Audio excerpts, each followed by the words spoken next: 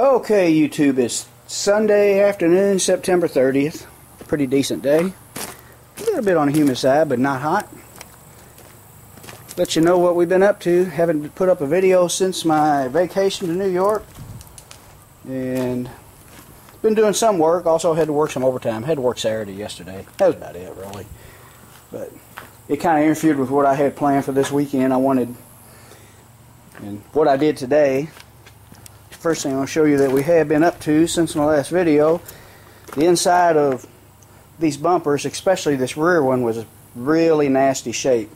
We completely covered all the chrome with some very sticky and heavy duty duct tape to protect it from the sandblaster, and sandblasted all the rust out from the inside of this. We did that today, and that's doesn't look like a lot of work, but when you don't have a professional sandblasting setup, it can be a lot of work, and it took me some time. Got home from work yesterday and only had a couple hours of daylight by the time I got myself out of here, and did part of it yesterday. Just enough to get started. Learned a little something. Don't leave your sand in your pressure blaster until you're going to use it again. It's best to empty it, and maybe if you're going to recycle your sand, put it in buckets, because if that sand sits in that sandblasting tank, talking about that tank right there, it tends to build up moisture and settles at the bottom, and it will give you some trouble when you first use it. But here is my sandblasting setup for doing a bigger job this time around. Use this old bed liner. This was the bed liner that was on the 94 Powerstroke. Not sure if I'm going to use it again or not. So I'm not really worried if this sandblasting is going to hurt, which I don't think it will. If anything, it'll clean it up probably. But I'm tempted to do the PR15 bed liner coating. See how that stuff works out. I may try that on this time around. If not, I'll throw a bed liner on top of it if I don't like it. If it fades, a lot of spray on and brush on bed liners, they tend to not hold up to the sun very well. We'll see how that stuff holds up. If it doesn't, we'll throw a bed liner on top of it. No big deal. But yeah, this worked out pretty well. It saved some of my sand. I didn't buy the good sandblasting media I usually use. Actually, I use a cheaper sandblasting media I get from Bargain Supply. It's called Black Beauty. It's a very rough grit, so it's only good for frames and suspension parts and stuff like that. Don't even try to do it on a surface that you don't want deeply etched. But it will, for really thick and tough rust like framework and stuff like that, it really works good. And Bargain Supply has it for only 10 bucks a bag. You can't beat it. The grit's a little bit too big for the ceramic nozzles that come with this sandblaster, but it's just some of it's, every now and then you'll get a big particle that's too big to go through, and you'll have to cram a little something up in the hole to clear it out, which I use this. I always keep it right here.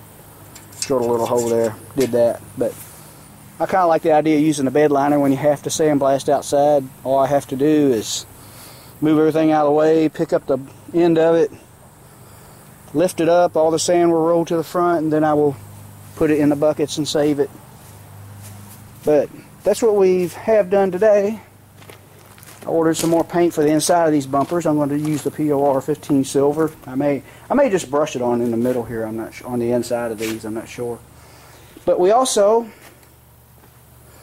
have our receiver hitch painted up and stuck back on the truck. It's not bolted on yet. I got to round up all my hardware. Actually, I have it all rounded up over here. Some of it's new bolts. Some of it's old bolts. I'm just going to sandblast the old bolts and paint them. But it's all buried under that mess right there. And that's pretty much all we've been up to.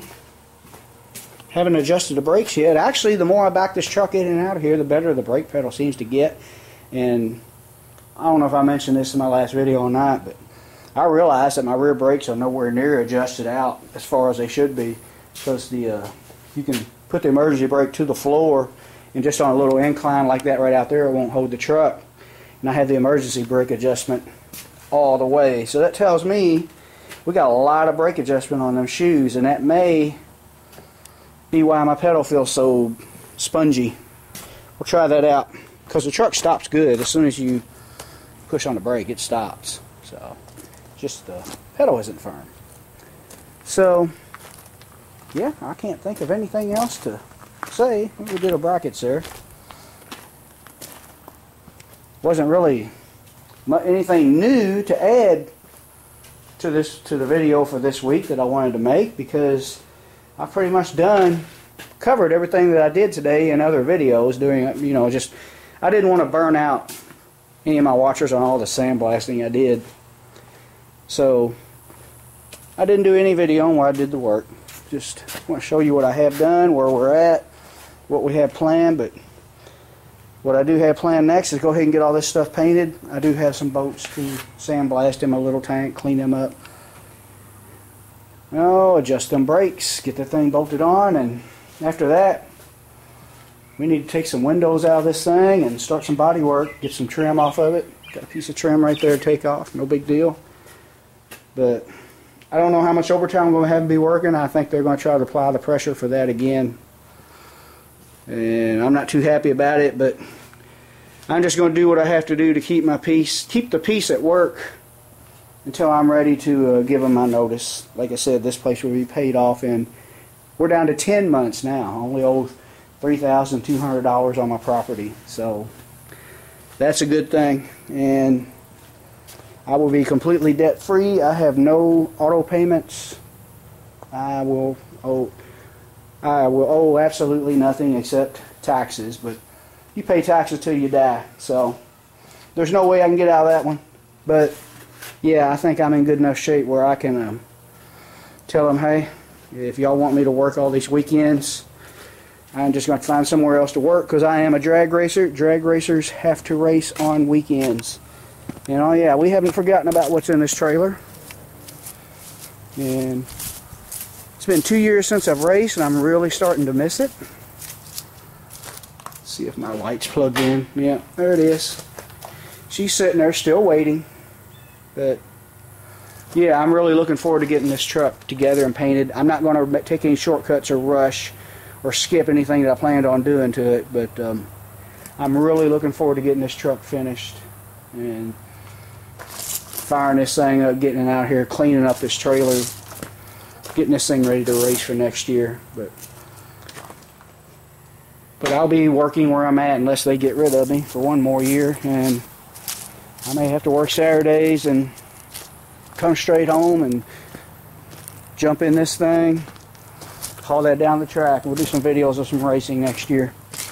I think I made that prediction last year that this would be done by spring, but it didn't happen. A lot more work than I planned on doing. Probably not work that I had to do, but it was just a good thing to do it all while it was all torn apart. And hopefully, when it's all said and done, we'll be glad we did it all. Anyway, that's pretty much all for now. There's a good little view of Angel.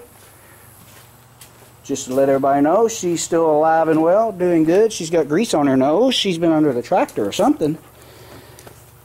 But yeah, that's all of this video. Thanks for watching. Thanks for subscribing. And